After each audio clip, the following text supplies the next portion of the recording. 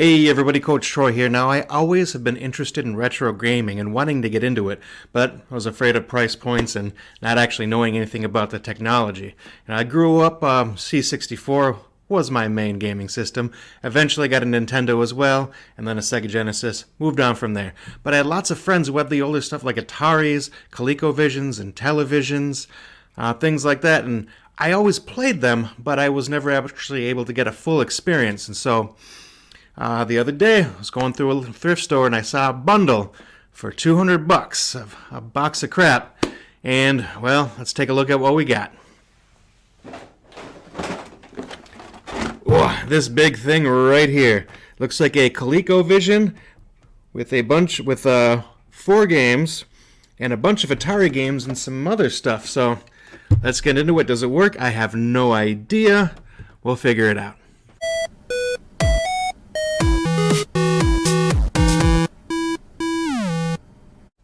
Now, on first glance going through this, I saw these Atari games going in with the ColecoVision games. I thought that was some kind of mistake. And I see this did come with an adapter, so the Coleco can play Atari 2600 games as well.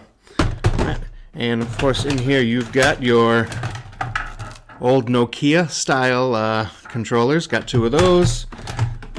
The world's biggest power cord. So with everything there, let's see. I was thinking, hopefully this could work. But I ran into problems.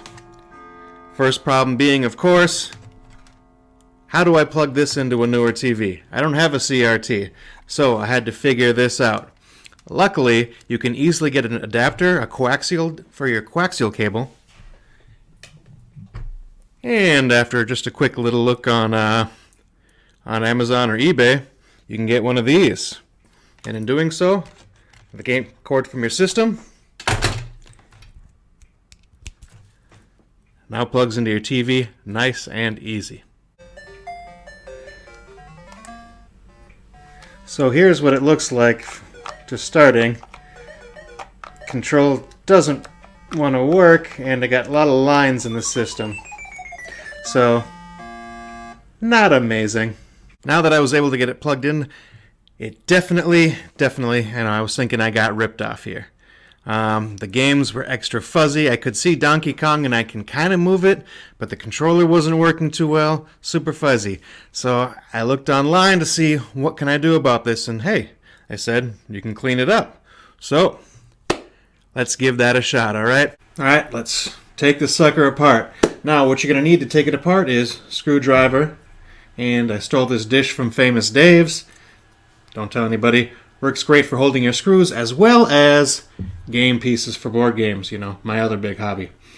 For cleaning, you want a brand new brush, never been used, and some isopropyl alcohol. The stronger the percentage, the better. That's going to make it dry faster and hopefully lead to less possible problems when you're cleaning your system.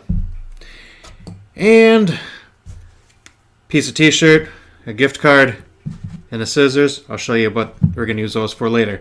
Right now, let's just open this sucker up. Start with the screws on the bottom. There should be 8 of them.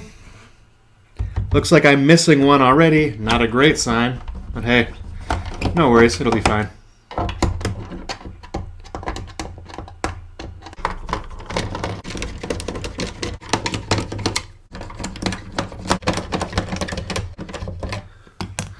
Alright, flip it over. Bam. Don't lose these screws. So easy. Okay, now let's try to take this thing apart. If I remember correctly, this front part stays connected to the top half. And you're just going to have to use a little bit of force. Just a little. And pop it out. Voila! Alright. Alright, let's set this aside. I can clean that out in the sink, scrub it out. Ooh. Here are the buttons. I'm going to wash these off as well, but for now, they go in with the screws. Now looking in here, we're going to remove this part, and it's got just 2 screws holding it on in opposite corners.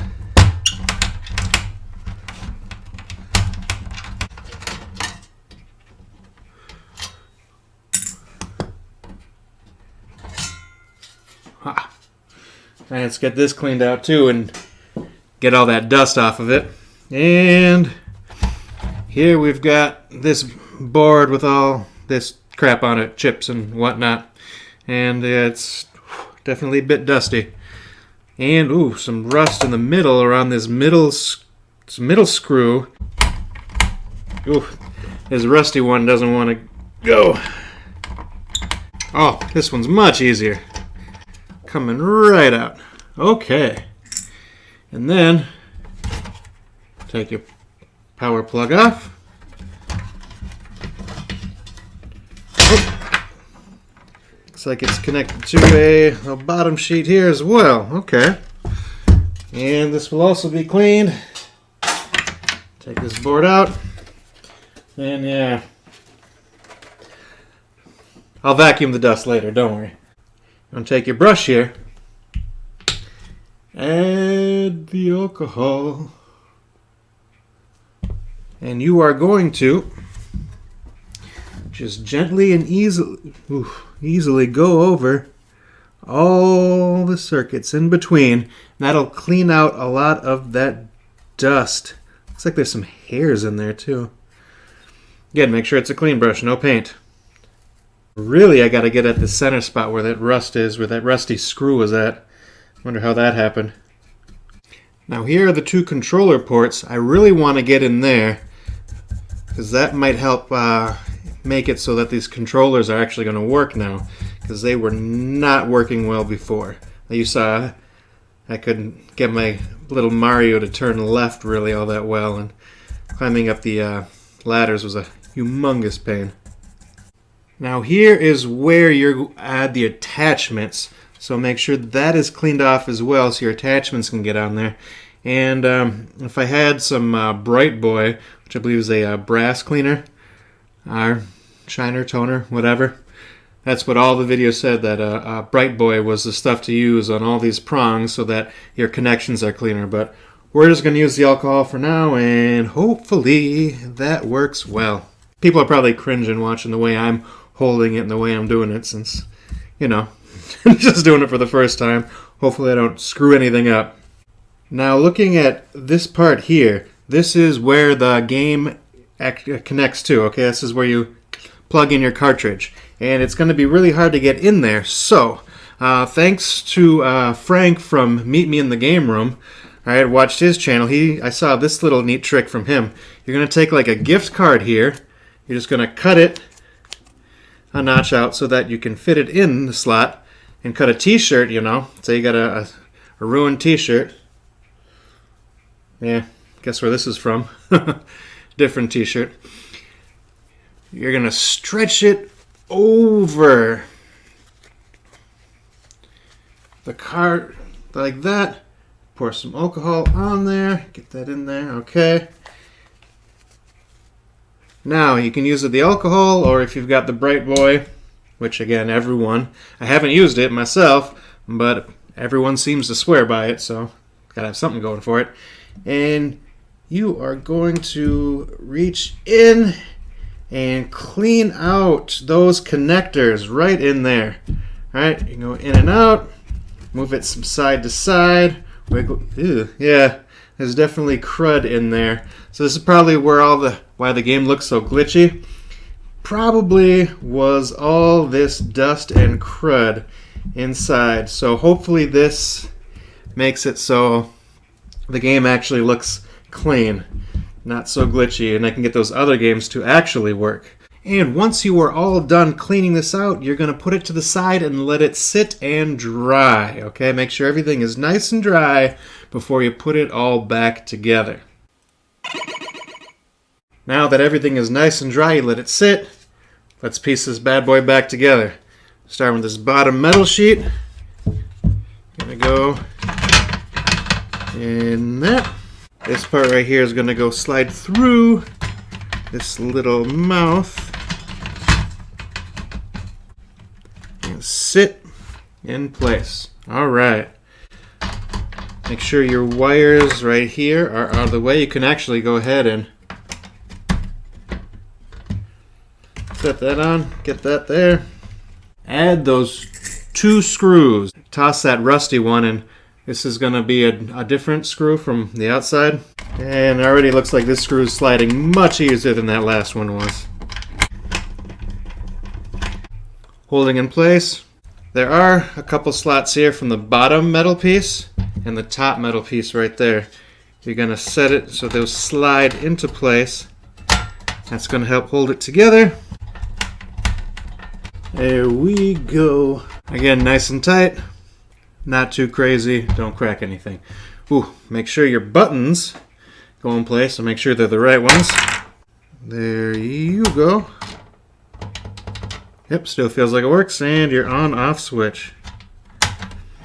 Alright. Yeah, there's no on-off on there. It's on the outside, I believe, right? Okay, there we go. Now, much better looking after a wash. Let's see how easy this pops into place.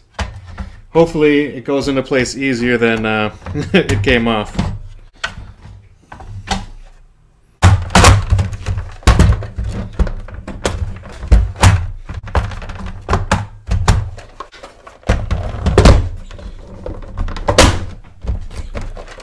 Oh, look at that, snapping right into place. Using the power of editing to make it seem like it took much less time than it really did.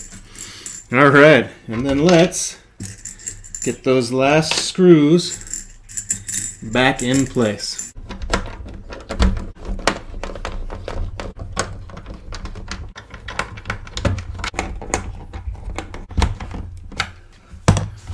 Alright, there we go. Now, even if it doesn't play any better, at least it looks a little better. Let's go test it out. I'm a little nervous, not gonna lie. And now for our moment of truth. We got power. It's looking good so far. Let's get the level select screen, or difficulty select screen. Looks clean. Oh, look at that. Oh, clean. Oh, we're jumping. We're moving left and right. Oh, my left is working finally. Climbing up. Oh, look at that. I'm playing Donkey Kong. Oh, that looks amazing. Way better than the Atari.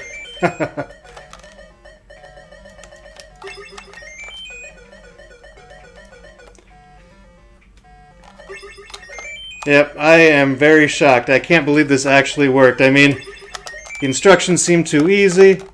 It looked too easy when I was done. But no, this is finished. It looks good. Wow, I'm actually quite shocked at this whole thing. Of course, now I just need to not be bad at Donkey Kong. Alright, now we're at the third and final screen. And this one is working too. So this version of Donkey Kong only had 3 levels, so still pretty good. Still much better than a lot of the other systems.